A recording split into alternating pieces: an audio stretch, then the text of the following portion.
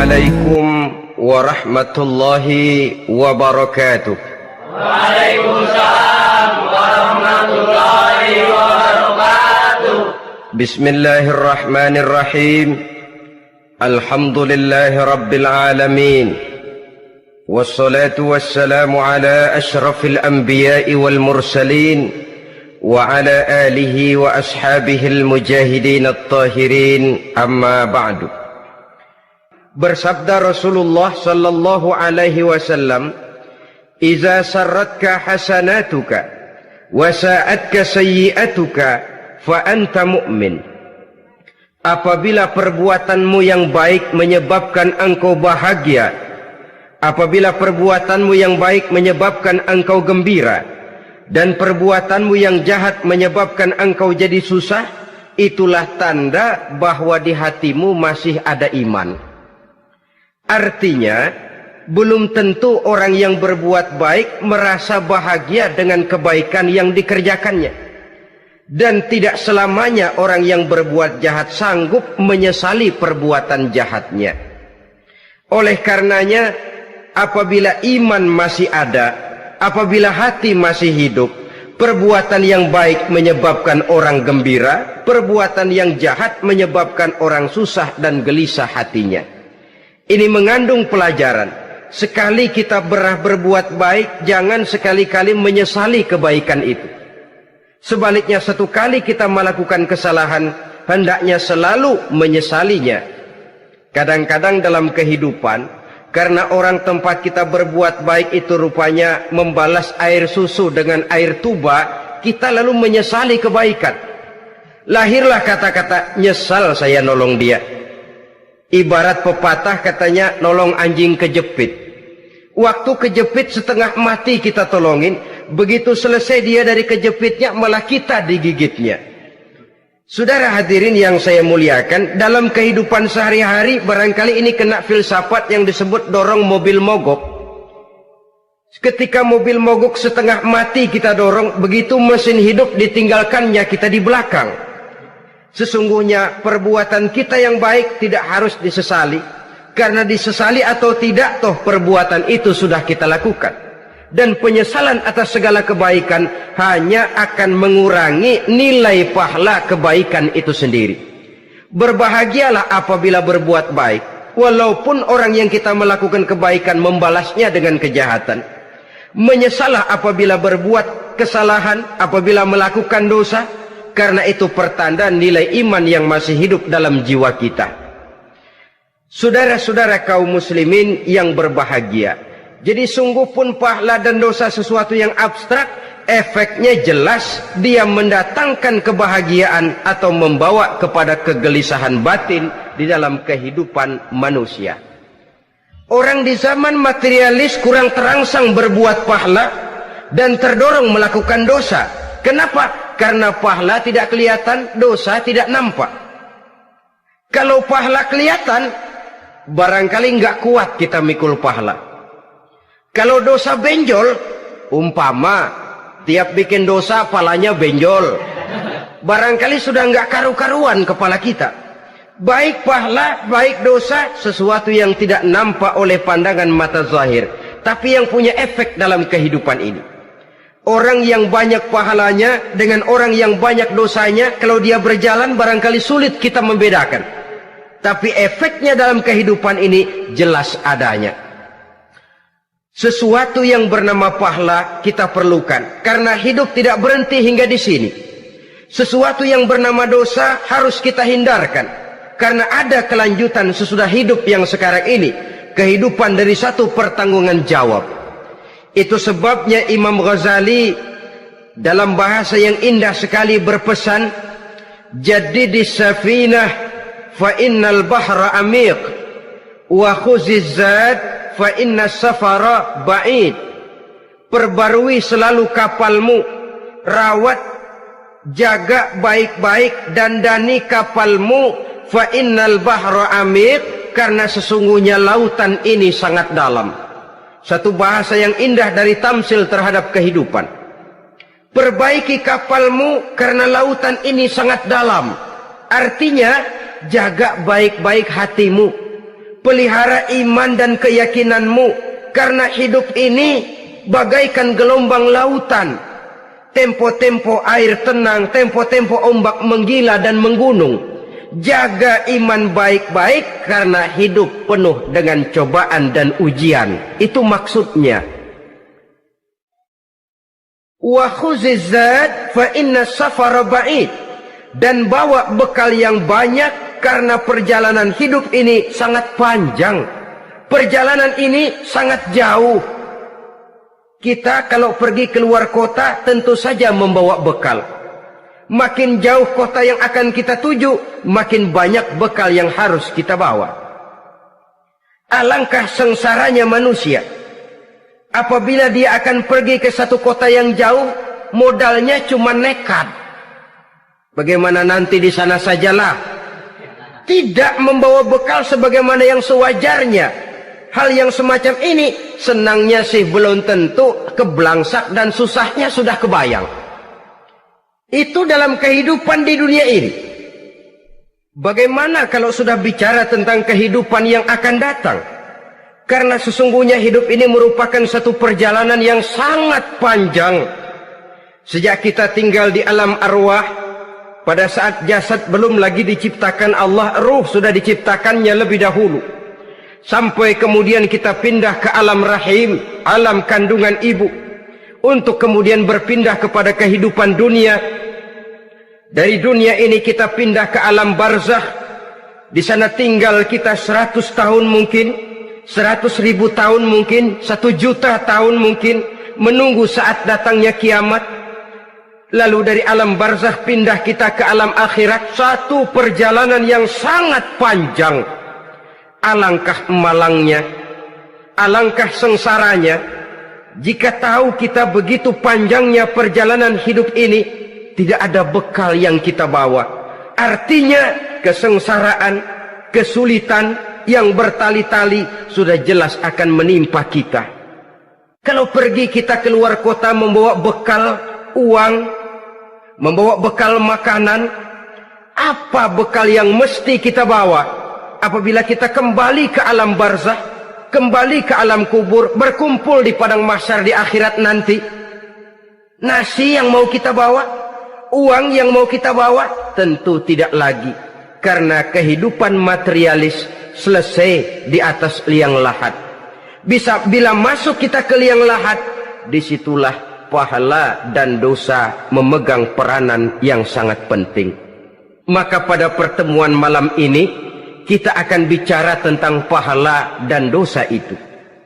Saudara-saudara kaum muslimin rahimakumullah, yang dinamakan pahala, kata Imam Ali Al-Jurjani dalam kitab At-Ta'rifatnya, ma yastahiqqu bihi ar-rahmatu wal maghfiratu minallahi ta'ala. Sesuatu yang pelaksananya berhak untuk mendapat rahmah dan ampunan dari Allah. Dengan kata lain, nilai pahala adalah akibat dari perbuatan-perbuatan di dalam melaksanakan perintah dan anjuran yang ada di dalam kehidupan agama. Apabila perintah dan anjuran kita laksanakan, nilai pahala itu lalu datang. Nah, nilai pahala dalam Islam, menurut konsepsi Quran, Allah menjelaskan, man jaa bil hasanati falahu asyru amsalihha. Barang siapa yang datang membawa satu kebajikan, barang siapa yang melaksanakan satu kebaikan, maka dia akan mendapat balasan 10 kali dari kebaikan yang dikerjakannya. 10 kali ini pun masih dilipat gandakan dengan 7. 7 ini pun masih dikalikan 100. Dan itu pun masih ditambah dengan pernyataan, wallahu yudha'ifu liman yasha. Allah masih akan melipat gandakan perbuatan baik seseorang yang dikehendakinya. Itulah nikmatnya dalam Islam. Tetapi sebaliknya, wa man jaa'a bisayyi'ati fala yujza illa mislaha. Barang siapa yang melakukan satu kejahatan, dia tidak akan mendapat balasan kecuali sesuai dengan kejahatan yang dikerjakannya. Alangkah rahman dan rahimnya Allah. Orang yang berbuat baik dibalas 10, dikali 7, dikali 100, masih dilipat gandakan pula. Tapi orang yang berbuat jahat tidak akan mendapat balasan kecuali sesuai dengan kejahatan yang dikerjakannya. Ini kan beda dengan sifat kita manusia. Kita ini kadang-kadang kalau dijitak membalasnya mukul. Tapi kalau orang berbuat baik kepada kita, kita enggan untuk berbuat baik kepada orang tadi. Allah tidak mengajarkan begitu. Satu kebaikan berbalas 10. Satu kejahatan berbalas dengan satu kejahatan. Maha Rahman dan Rahim Allah. Bahkan dalam Islam, niat berbuat baik saja mendapat pahala. Sedangkan niat berbuat jahat belum ditulis merupakan satu dosa sampai kejahatan itu dikerjakan oleh orang yang niat tadi. Umpamanya, saudara niat nanti malam giliran pengajian saya mau hadir di majelis taklim. Pas datang waktu malam hujan turun sangat lebat. Saudara berhalangan datang ke majelis taklim, saudara sudah mendapat pahala niat. Tapi saudara niat nanti malam kalau turun hujan, saya mau bongkar rumahnya si fulan, saya mau curi seluruh harta bendanya. Ternyata malam saudara tidak mengerjakan perbuatan itu belum ditulis dosa sampai perbuatan itu benar-benar dikerjakan. Tapi lalu jangan macam-macam. Kalau begitu niat aja yang baik, biar nggak usah dikerjain. Niat aja pengen ngaji walaupun tidak ada niatan untuk ngaji. Allah lebih tahu tentang apa yang terdetik di dalam hati sanubari kita. Itulah sebabnya sangat dianjurkan orang untuk melakukan segala macam kebajikan, dan dianjurkan orang menjauhkan segala macam bentuk kejahatan, karena dia akan berefek melahirkan dosa dan pahala. Dosa dan pahala itulah alat untuk memperoleh kebahagiaan di alam kubur, di padang mahsyar, sampai di akhirat nanti. Di dunia ini mungkin segalanya bisa kita beli dengan yang namanya uang. Keamanan kita bisa menyewa petugas untuk menjaga rumah kita. Kendaraan yang mewah bisa kita beli. Udara yang sejuk bisa kita ciptakan. Siapa banyak uang dia raja. Mungkin itu di dunia. Tapi bisa apa uang kalau kita sudah masuk ke alam kubur? Bisakah munkar nakir kita sogok? Udah karkir, jangan nanya nih, cepet.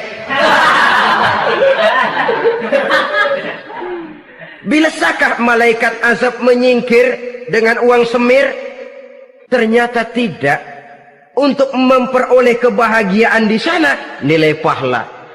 Kesengsaraan akan kita dapat kalau kita banyak menumpuk dosa. Oleh karena itu jangan beranggapan pahala nggak kelihatan, dosa juga nggak kelihatan, biarin saja.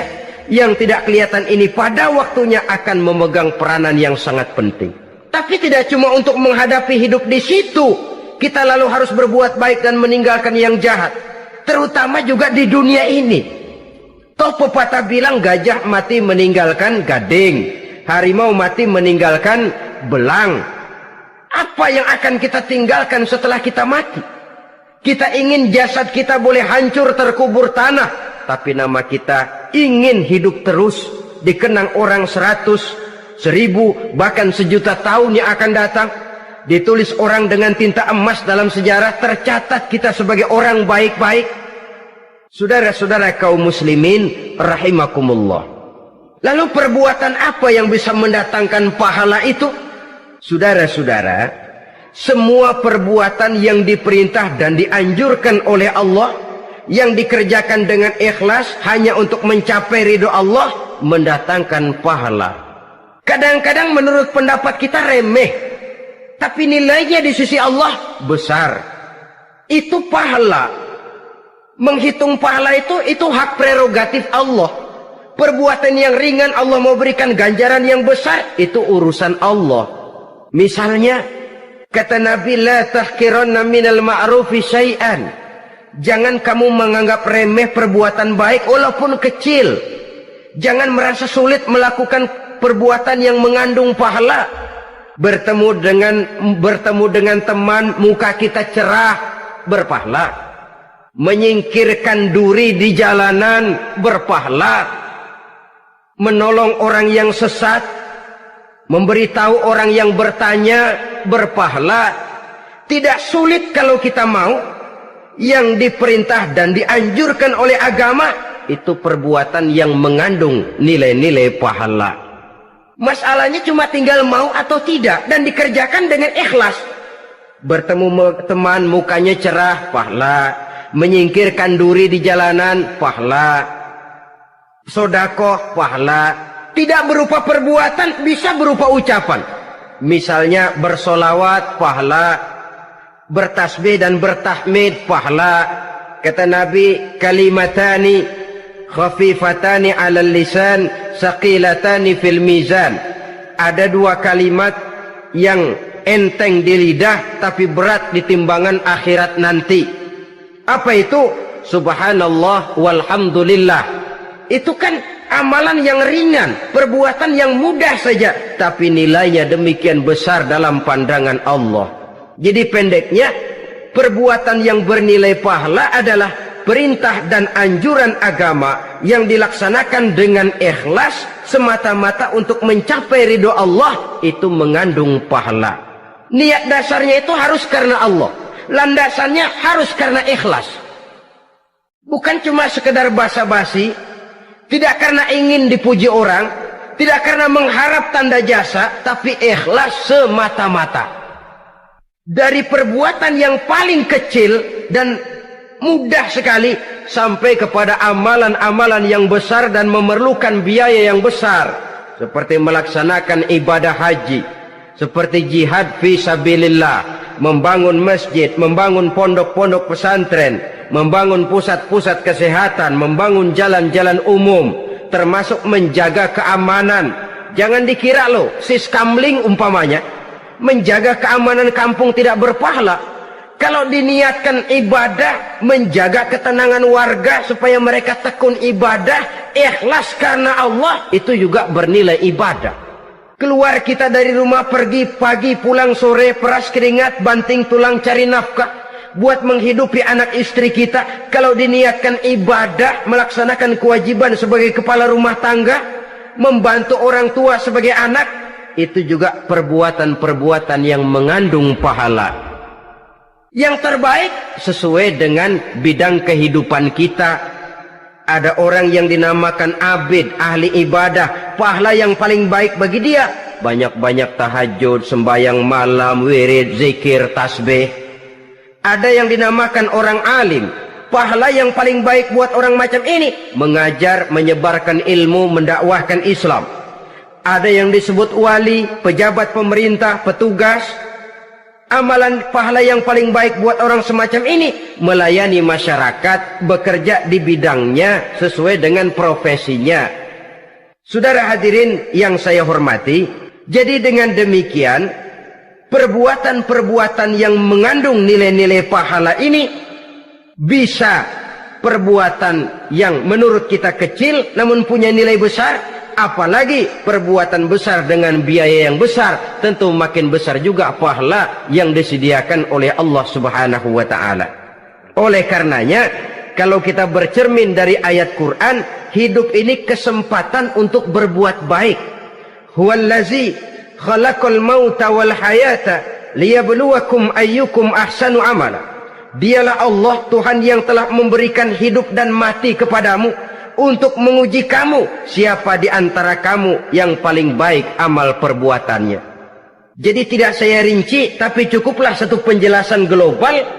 Perbuatan yang berpahala adalah perbuatan melaksanakan perintah Allah atau anjuran Allah dengan dasar ikhlas, dengan tujuan untuk mencapai ridho Allah semata-mata. Lalu apa perbuatan yang mengakibatkan dosa itu? Saudara-saudara, dosa lahir akibat melakukan larangan Allah atau mengerjakan yang dicelaknya.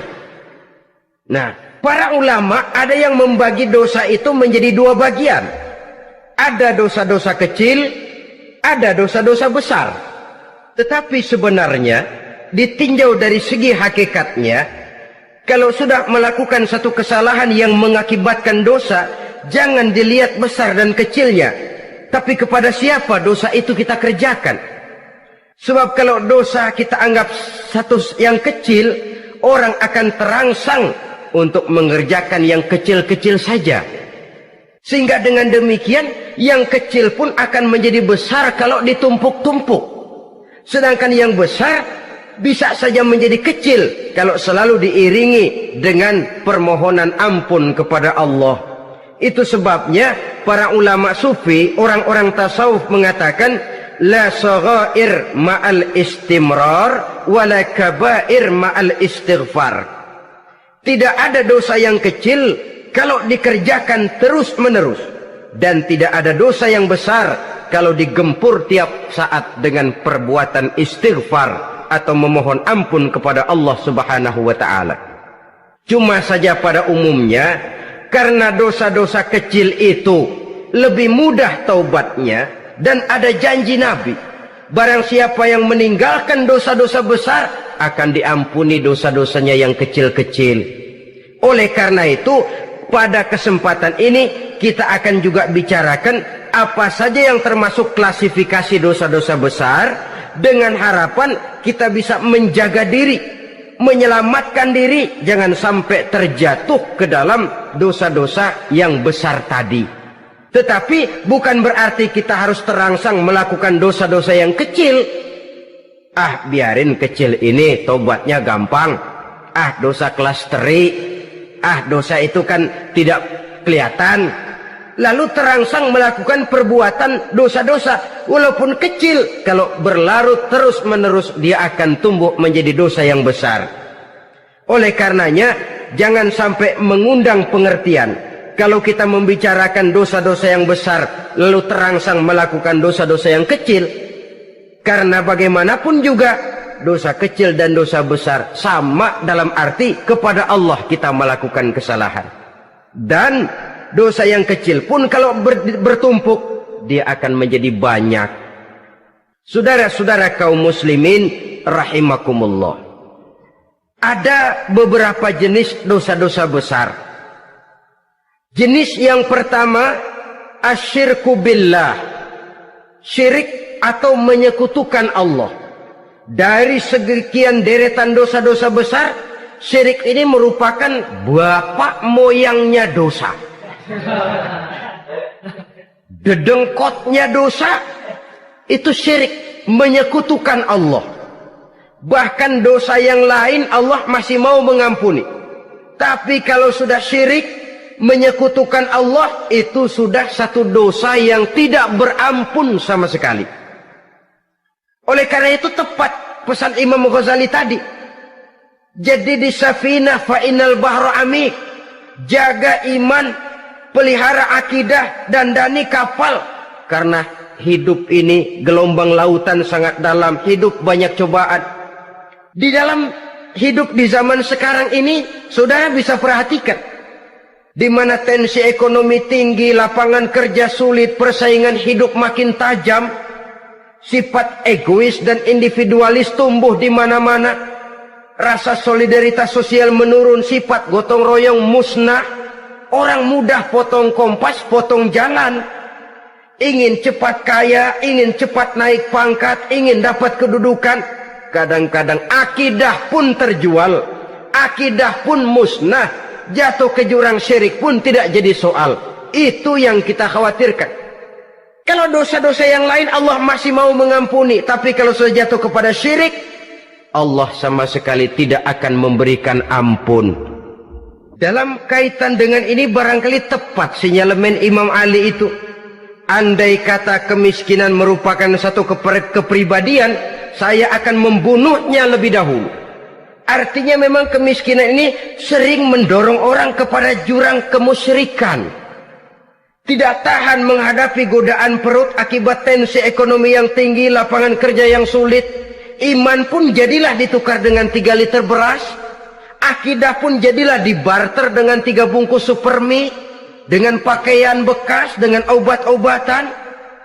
Tidak jadi soal baginya mengejar kebahagiaan yang relatif singkat dengan mengorbankan kebahagiaan yang abadi.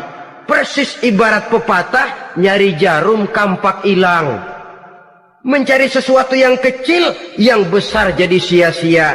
Membela perut, mengorbankan akidah. Na'udzubillah summa na'udzubillah. Saudara-saudara kaum muslimin rahimakumullah. Ini fakta. Ini kenyataan. Dan hal semacam ini tidak bisa diatasi cuma dengan ceramah, simposium, diskusi, seminar. Apalagi Nabi berpesan, solahu ummati bil ilmi wal mal. Umatku hanya bisa menjadi baik akidahnya dengan ilmu dan harta. Itu bahasa Nabi. Kalau bahasa kita sekarang, dengan ekonomi dan pendidikan. Ilmu, pendidikan, ekonomi, harta. Tanpa itu sangat besar kemungkinan kita bisa menjual akidah terjerumus di lembah kemusyrikan. Maka terutama kepada saudara-saudara saya, muslimin yang terpencil jauh dari kota-kota besar, yang kadang dalam kehidupan seharinya imannya sering digoda oleh supermi, akidahnya sering ditantang oleh pembagian beras, pakaian-pakaian bekas, obat-obatan dan sebagainya. Jaga dan bentengi akidah kita. Lebih baik nyawa berpisah dari badan, asal iman jangan berpisah dari hati. Kepada adik-adik saya para remaja, para pemuda di kota-kota besar, yang iman dan akidahnya sering ditantang dengan minuman-minuman keras, fasilitas-fasilitas yang menghanyutkan, yang secara terarah dan praktis sedikit demi sedikit menggiring kita untuk keluar dari nilai-nilai akidah. Hati-hati, jaga baik-baik, sebab intan paling mahal, mutiara paling berharga, tidak lain nilai iman ini. Tergelincir kita daripadanya, jatuh ke lembah kemusyrikan, jatuh ke satu dosa yang teramat besar, yang Allah tidak akan pernah memberikan ampun lagi. Ini dosa besar yang pertama. Yang kedua, qatlun nafsi illa bilhaq. Membunuh orang tanpa alasan yang benar. Di zaman kesulitan ekonomi kadang-kadang orang mudah nekat. Tengok saja, kadang-kadang karena pasal uang 100-200 perak saja nyawa bisa melayang. Kadang-kadang karena urusan yang remeh, salah omong, salah ambil, salah ucap, salah pegang, nyawa bisa jadi melayang. Alangkah murahnya nyawa, seakan-akan kita yang punya. Padahal nyawa itu hak milik Allah. Tidak pantas kita merampasnya, tidak pantas kita menghilangkannya dari jasad seseorang. Oleh karenanya, membunuh orang merupakan satu dosa yang sangat besar. Jangankan kepada orang yang seakidah, orang yang lain akidah saja pun, kalau dia hidup berdamai, rukun, berdampingan, kita harus melindungi. Apatah lagi teman seakidah sendiri. Saudara-saudara kaum muslimin rahimakumullah. Pantas kalau Nabi menyatakan, apabila dua orang Islam sudah saling berkelahi, berbunuh-bunuhan, al-qatil wal maqtul finnar, yang membunuh dan yang dibunuh dua-duanya sama-sama masuk neraka. Sahabat heran, ya Rasul, kalau yang membunuh masuk neraka sih wajar, tapi yang terbunuh kok neraka juga, kenapa? Kata Rasul, sebenarnya dia juga cuma sudah niat untuk membunuh, cuma keduluan saja. Andai kata dia tidak terbunuh, tentu dia yang akan membunuh. Saudara-saudara kaum muslimin rahimakumullah, Islam sesuai dengan namanya adalah agama damai. Kita tidak boleh mencari-cari musuh, walaupun tidak boleh lari kalau bertemu musuh. Oleh karenanya, pantang seorang muslim menimbulkan benih keonaran menjadi biang kerok buat lingkungannya. Sesuai dengan namanya, seorang muslim adalah seorang yang dalam hidup senantiasa berusaha menebarkan salam, menebarkan kedamaian, ketenangan dan ketentraman. Dengan prinsip musuh jangan dicari, bertemu pun jangan lari. Yang ketiga, termasuk dalam kelompok dosa besar ini, syurbul khamr, meminum minuman keras. Termasuk di dalam kata khamr ini ganja, morfin, narkotik. Sebab apa? Jenis minuman semacam itu tidak hanya merusak keadaan sekarang, tapi sekaligus merusak kehidupan yang akan datang. Kalau itu jatuh di tangan generasi muda, artinya kan merusak kehidupan masa depan daripada suatu bangsa. Karena apa? Remaja dan pemuda merupakan bentuk miniatur daripada kehidupan bangsa. Akan bagaimana warna umat Islam di Indonesia, bahkan akan bagaimana warna Indonesia 30, 40, 50 tahun yang akan datang, remaja sekarang jawabannya. Kalau remaja kita sekarang ini kerjanya cuma bisa nyekek botol, insya Allah bangsa Indonesia 30-40 tahun yang akan datang akan tumbuh menjadi bangsa teler. Tidak banyak yang bisa kita harapkan. Remaja adalah gambaran masa depan dari satu bangsa, dari satu umat.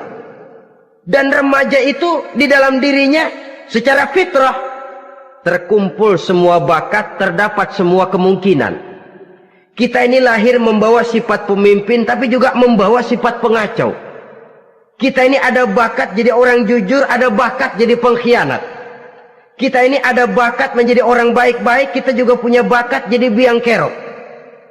Kita kemungkinan bisa jadi pemimpin bangsa, tapi juga bisa menjadi pemimpin bangsat. Nanti lingkungan dan pendidikan akan menumbuhkan, membentuk mana yang tumbuh lebih subur.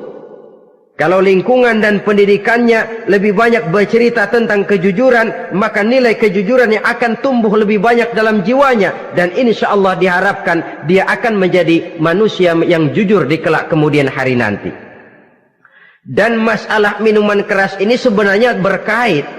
Kita tidak bisa cuma menyalahkan remaja saja, menyalahkan pemuda saja. Karena bagaimanapun masalahnya kompleks.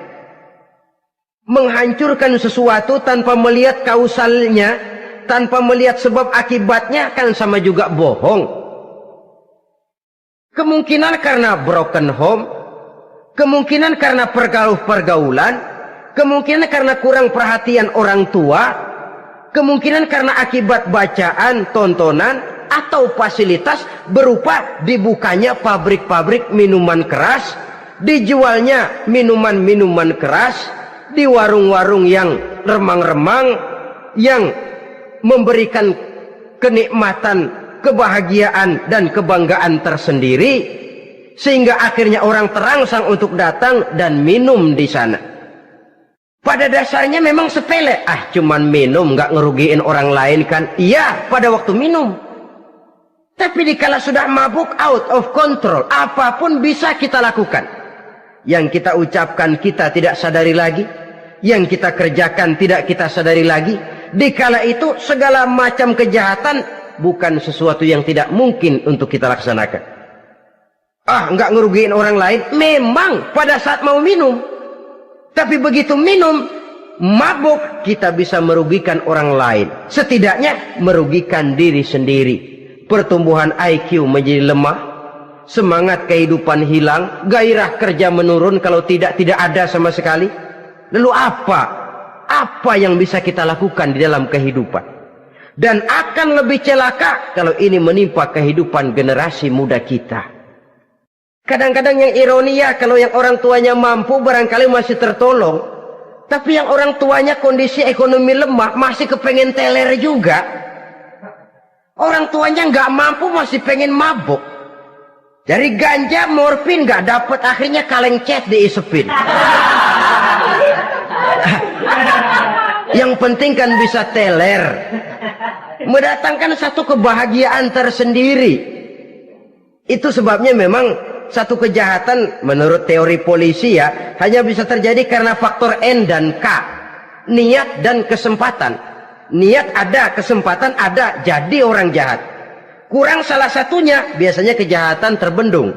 Niat ada, kesempatan tidak ada, sulit berbuat jahat. Kesempatan ada, niat tidak ada, tidak mungkin orang jahat. Tapi yang paling dominan sebenarnya niat.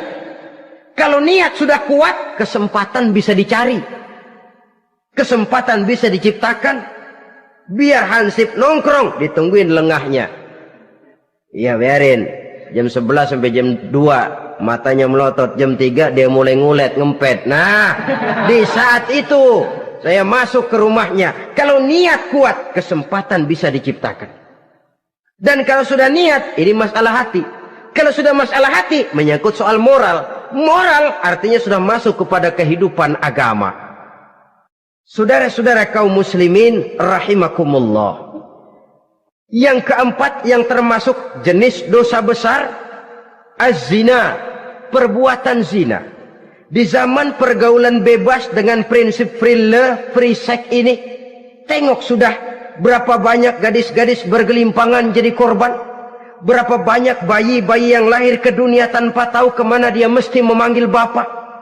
Apakah deretan jumlah korban ini masih harus bertambah lagi? Paling tidak, biarlah yang sudah jadi korban, tapi jangan bertambah lagi hendaknya. Masing-masing kita berupaya menahan diri. Termasuk dalam kategori zina ini, yang merupakan cabang-cabangnya, liwat, homoseks, lesbian, masturbasi. Bahkan masturbasi itu termasuk jenis zina tangan. Dan itu juga merupakan satu dosa. Di samping dosa juga merusak diri. Karena bagaimanapun juga dia akan mengurangi kemampuan daya pikir seseorang. Maka agama memberikan jalan keluar. Pesan Nabi, ya ma'syara syabab, man istata'a minkumul ba'at falyatazawwaj. Hai para pemuda, kata Nabi, barang siapa di antara kamu yang sudah bisa ba'at, yang sudah mampu ba'at. Ba'at itu artinya memberikan nafkah, baik nafkah zahir maupun nafkah batin. Falyatazawwaj, maka hendaklah dia kawin. Jadi yang maksud ba'at ini ya nafkah zahir, ya nafkah batin. Kita kadang-kadang cuma bisa ngasih nafkah batin saja sudah merasa pokoknya kan saya sanggup untuk kawin, lalu kawin tanpa kehilangan, dengan kehilangan pertimbangan. Saudara-saudara, wa illam yastati, adapun kalau dia belum mampu, fa alaihi bisyam, hendaknya dia banyak puasa. Fa innahu lahu wija, karena puasa itu akan merupakan benteng jangan sampai orang memperturutkan hawa nafsunya. Andai kata puasa belum hobi, banyaklah olahraga para pemuda, para remaja. Karena dengan olahraga, pemikiran untuk memperturutkan hawa nafsu agak sedikit terkendali dan energi tersalurkan dalam bentuk yang positif. Pendeknya kreatif, banyak kegiatan. Ini pesan Imam Syafi'i tepat itu. Kata beliau, inni ra'aitu wuqufal ma'i yufsiduh, insala toba wa illam yajri lam yatib. Aku melihat air kalau diam rusak, tapi kalau dia mengalir jernih. Air kalau ngendap, nggak ngalir, nyamuk nyarang di situ, bisa jadi sumber penyakit. Manusia hidup begitu. Kalau nggak punya kegiatan, nggak kreatif, kerjanya cuma delohom, ayam-ayam, akhirnya jadi ngerusak. Ngomongin orang, si Ano ngapa? Ano. Kebangetan nggak ngapa-ngapain, orang aja dipontenin. Orang diomongin, lahirlah namimah, lahirlah ghibah. Saudara-saudara, air itu kalau ngendap ada aja yang nyarang. Tapi kalau dia ngalir, orang ada kesibukan, insya Allah dia tidak akan jatuh kepada sesuatu yang bisa mengundang dosa. Isilah waktu dengan hal-hal yang bermanfaat, karena hidup ini singkat dan tidak berjalan mundur ke belakang. Mundur hancur, berhenti diinjak orang. Sekali melangkah, jangan surut mundur ke belakang. Homoseks, terlepas dari penyakit kejiwaan. Sekarang ini kan sudah ada persatuan kaum gay katanya, meminta perlakuan yang sama dan agar dibolehkan kawin sesama mereka. Secara manusiawi boleh, secara manusiawi kita hargai mereka, tapi dari kacamata agama ini jelas merupakan penyimpangan, dan penyimpangan merupakan suatu dosa terlepas dari pertimbangan manusiawi. Jangan karena terlalu memperturutkan suara manusiawi lalu kita mengesampingkan agama. Termasuk lesbian, wadon karo wadon. Kalau homo itu kan lanang karo lanang katanya. Saudara-saudara kaum muslimin rahimakumullah, ini bukan penyakit baru. Liwat, homoseks sudah dikenal dari zamannya Nabi Lut, laki dengan laki. Lesbian dari zaman istrinya Nabi Lut. Terlepas dari penyakit kejiwaan, dari segi agama ini merupakan penyimpangan dan merupakan dosa yang besar. Yang kelima, yang termasuk jajaran dosa kelas kakap, qazful mu'minina wal mu'minat, menuduh orang mukmin yang baik-baik, laki atau perempuan, melakukan perbuatan zina sehingga hancur namanya di masyarakat. Ini merupakan satu perbuatan dosa yang sangat besar dan sangat dimurkai oleh Allah. Saudara-saudara kaum muslimin rahimakumullah, oleh sebab itu ditentang masalah ini, kalau memang tidak ada saksi, jangan sembarang kita enteng lidah menuduh orang lain berbuat zina, menuduh orang lain berbuat serong. Dosanya kelewat besar di dalam kehidupan. Karena apa? Mencari harga diri itu berat, memelihara kehormatan diri jauh lebih berat. Satu kali orang dihancurkan namanya di masyarakat, dia akan terisolir jadinya. Oleh karenanya berlindung kita kepada Allah, jangan sampailah dihinggapi oleh sifat ini. Karena sentimen kita kepada seseorang, karena hasad kita kepada seseorang, tidak senang melihat orang lain lebih maju, lalu lidah ini seenaknya saja mengucapkan kata, padahal sanksi dan resikonya sangat besar. Yang kita tuduh barangkali mendapat pahala dari Allah, kita sendiri yang menuduh tanpa saksi, tanpa alasan yang benar, mendapat dosa yang sangat besar. Saudara-saudara, memang kadang-kadang aneh dalam hidup ini. Seorang pelacur biasanya bisa menjaga mulutnya di masyarakat, kata-katanya baik, sopan. Kenapa? Karena mulut yang satu sudah tidak terjaga.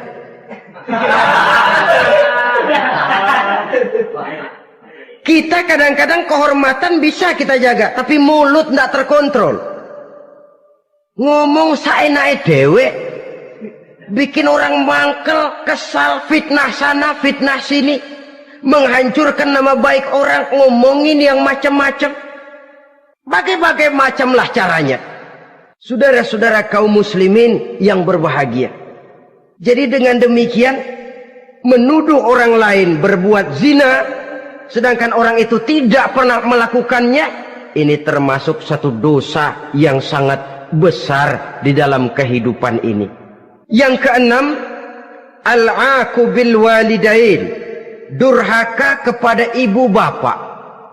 Seorang anak, bagaimanapun banyak nilai ibadahnya, banyak kebaikan di masyarakat, menyandang berbagai macam gelar, pangkat dan jabatannya tinggi, tapi kalau sudah durhaka kepada kedua orang tuanya, alamat hidup tidak lagi membawa keberkahan, dan itu dosa yang sangat besar. Sampai Nabi sabdakan, ridho Allah ada di dalam keridhaan ibu bapak, murka Allah pun ada di dalam kemurkaan ibu dan bapak. Walaupun belum tentu setiap kita orang tua, tapi yang jelas setiap kita adalah anak, dan setiap anak punya ibu dan bapak. Jangan sampai kacang lupa kepada kulitnya. Saudara-saudara kaum muslimin rahimakumullah, durhaka kepada ibu bapak merupakan perbuatan yang sangat dimurkai oleh Allah. Apalagi ibu yang telah melahirkan kita, bahkan mengandung kita. Begitu juga bapak yang telah berusaha peras keringat banting tulang untuk mengasuh membesarkan kita. Tidak ada perbuatan baik yang kita lakukan untuk bisa menebus kebaikan daripada ibu dan bapak kita. Setidaknya kalau belum bisa berbuat baik kepadanya, kepada keduanya, janganlah menyakiti hati keduanya. Itu saja dulu yang harus dijaga. Kadang-kadang sudah berbuat baik enggak, nyakitin melulu. Sudah nyenangin belum bisa, saban sehari nyakitin saja. Padahal kedua orang tua itu doanya manjur, sebagaimana sumpahnya juga bisa jadi kenyataan, dan sering bahkan menjadi kenyataan. Sampai ibu bapak sudah wafat, sudah meninggal sekalipun, kewajiban berbakti masih harus terus dilakukan oleh seorang anak. Lalu yang ketujuh, at-tawalli yaumaz zahfi, berpaling pada hari pertempuran. Orang sedang sibuk-sibuk menghadapi musuh, maksudnya berjuang membela agama ini, dia lari menyelamatkan diri. Pengecut, mental munafik. Ayo, kalau demi agama, mari kita maju ke depan. Allahu Akbar. Yang besar Allah, yang lain kecil semua. Maju. Orang lain maju serentak, dia mundur jauh ke belakang. Mental munafik, mental calo istilah sekarang ini. Oh, itu calo, mental calo. Tuhan gedek banget itu. Coba ya, calo itu paling sibuk nyuruh penumpang naik. Tapi sementara penumpang naik sampai ke tempat tujuan masing-masing, calonya nggak kemana-mana, diem aja di situ. Cuma orang aja disuruh naik. Saudara-saudara, kerja bakti, orang turun ke comberan, dia naik ke tempat tidur. Mundur di hari pertempuran, menyebabkan orang lain gugur, dia sendiri menyelamatkan diri. Mental pengecut, mental munafik, itu merupakan dosa yang sangat besar. Saudara-saudara kaum muslimin rahimakumullah. Itu sebabnya agama itu memerlukan keberanian. Memang, tapi bukan keberanian yang tanpa perhitungan. Sebab berani tanpa berhitung namanya berani babi. Kita berani kalau benar, kita harus takut kalau salah. Jangan dibalik. Salah berani, nekat namanya. Benar takut, pengecut namanya. Orang yang pengecut adalah orang yang takut membela kebenaran. Orang yang nekat sesungguhnya udah salah nggak malu lagi. Udah salah nekat lagi. Merasa rugi berbuat kebaikan, puas kalau berbuat kejahatan. Padahal Nabi pesan, siapa yang berbuat dosa sambil tertawa, nanti dia akan masuk neraka sambil menangis. Karena itu dipesan pula di dunia ini, sering-seringlah mencuci mukamu dengan air mata taubat. Cuci lidahmu dengan zikir kepada Allah. Bersihkan hatimu dengan air ikhlas. Saudara-saudara kaum muslimin rahimakumullah. Kan ada toh orang berbuat baik nggak gembira, tapi berbuat jahat malah puas. Atau sama saja orang lain berbuat baik, hatinya kesel. Orang lain berbuat jahat, dia malah mendukung. Atau orang lain tergelincir berbuat jahat, dia malah girang. Ini kan tidak objektif. Karena yang berbuat baik, orang yang dia keselin, dia nggak seneng. Tetapi karena yang berbuat jahat, orang yang dia senengin, dibenerin juga. Itu nggak objektif namanya. Mundur di hari pertempuran pada saat saudara-saudara kita sedang menghadapi musuh, sikap pengecut yang sangat dibenci Allah. Yang kedelapan, termasuk kelompok dosa besar, aklu malil yatim, makan harta anak yatim. Kadang-kadang ada orang mengeksploitir loh nasib anak-anak yatim. Karena biasanya para dermawan peka kalau mendengar nasib yatim, memberikan santunan. Si yatim belum makan, yang ngurusin udah pada kenyang. Mengeksploitir, memakan harta anak yatim termasuk dosa yang sangat besar. Sehingga Nabi pesan, ana wa kafilul yatim kahataini yaumal qiyamah. Aku dan orang yang menyantuni anak yatim seperti dua jari ini di hari kiamat. Rumah yang paling dimuliakan Allah adalah rumah yang di dalamnya ada anak yatim yang hidupnya dihormati, hidupnya disantuni, keperluannya dicukupi. Maaf saja, tahap kita menyantuni anak yatim ini baru tahap setahun sekali. Kalau Muharram kita agungkanlah, kita besarkan. Lebaran yatim katanya. Kita kumpulkan dana, kita usap kepala yatim, kita kumpulkan beras, kita bagikan hari itu. Perkara bulan depan kelaparan, kita tutup kuping. Perkara bulan berikutnya dia kelaparan, kita masa bodoh. Bahwa di bulan Muharram kita santuni yatim piatu itu sudah baik. Tapi akan lebih baik lagi kalau kita sanggup menjadi bapak asuh mereka, memikirkan sekolah mereka, ada kontinuitas. Kalau mereka diasuh oleh orang lain, lalu bertukar agamanya, berpindah akidahnya, kita ngomel habis-habisan. Tapi kita ada kemampuan, kita tidak mau berbuat semacam itu. Ya sama juga bohong namanya. Saudara-saudara kaum muslimin rahimakumullah. Orang yang menyantuni yatim mendapat pahala besar. Tapi orang yang mengkorup harta anak yatim, dosanya juga sangat besar. Berhati-hatilah kalau kita diberikan kepercayaan oleh masyarakat untuk mengurus anak-anak yatim. Karena pahalanya besar, resikonya juga besar. Yang kesembilan, syahadatuz zur, sumpah palsu. Sebab sumpah palsu ini menggunakan nama Allah untuk sesuatu yang tidak benar. Nama kita saja dibawa untuk yang tidak benar, kita jengkel. Nama kita dipalsukan untuk sesuatu yang tidak baik, kita kadang-kadang jengkel, tidak puas jengkel, menuntut melalui saluran hukum. Kenapa? Nama saya dicatut. Bagaimana lagi kalau nama Allah kita pakai untuk bersumpah, sumpahnya palsu, menguntungkan kita, merugikan orang lain, Allah murka betul. Maka sumpah palsu termasuk deretan dosa-dosa besar. Apalagi yang ke-10, aklur riba, makan riba alias renten. Ini kan yang cepat mendatangkan uang. Kadang-kadang kalau yang bikin riba itu orang awam barangkali, ya masih kita maklumin. Kadang-kadang penyakit ini datang menimpa mereka juga yang kita kenal kebaikannya.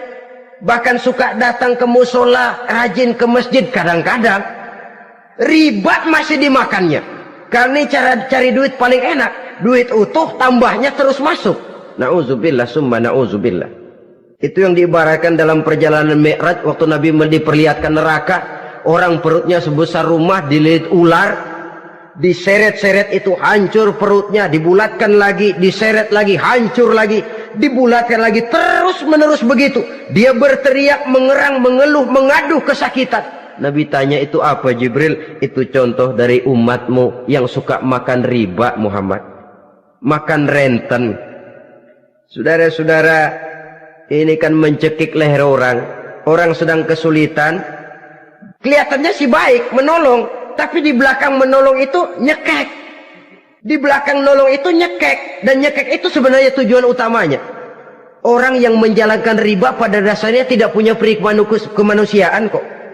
Kalau dia kelihatannya mau menolong, kelihatannya motifnya mencari untung di belakang itu.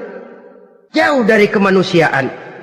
Yang ke-11, saudara-saudara, termasuk jajaran dosa besar itu qat'ur rahim, memutuskan silaturahmi. Marah, hobi sama marah. Kalau 3 hari nggak marahan sama orang, ngebet palanya. Selalu nyari gara-gara. Kalau udah marah berlaku perpanjangan waktu. Tahun, 2 tahun, kadang-kadang seumur hidup. Saudara hadirin yang saya muliakan. Apalagi mengurangi timbangan termasuk kelas dosa besar. Makan suap termasuk dosa besar. Semir menyemir dosa besar. Apalagi bunuh diri. Nah ini, bunuh diri dosa besar. Kadang-kadang karena sulit nekat, daripada hidup susah mendingan mati sekali. Apa dikira kalau mati urusan selesai? Belum. Termasuk memotong anggota badan sendiri, dosa besar. Kayak belum lama ada kesulitan ekonomi, mau lebaran, alat vitalnya dipotong. Berita-berita koran, itu pun dosa besar. Nah kan badan saya sendiri, ya badanmu sendiri, tapi yang ciptakan Allah, yang berikan Allah, kenapa mesti dipotong? Karena kesulitan ekonomi, alat vitalnya sendiri dipotong. Ya namanya alat vital, kalau sudah nggak ada yang vital kan hampa hidup ini. Tapi lalu kehilangan pertimbangan. Saudara-saudara kaum muslimin, karena itu di hadapan segala macam kesulitan, jangan sampai kita kehilangan pertimbangan lalu terjatuh ke dalam dosa-dosa besar ini.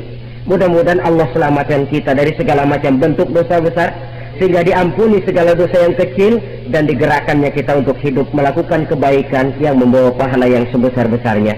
Ini sajalah pertemuan kita saat ini. Terima kasih atas segala perhatian. Mohon maaf atas segala kekurangan. Wassalamualaikum warahmatullahi wabarakatuh.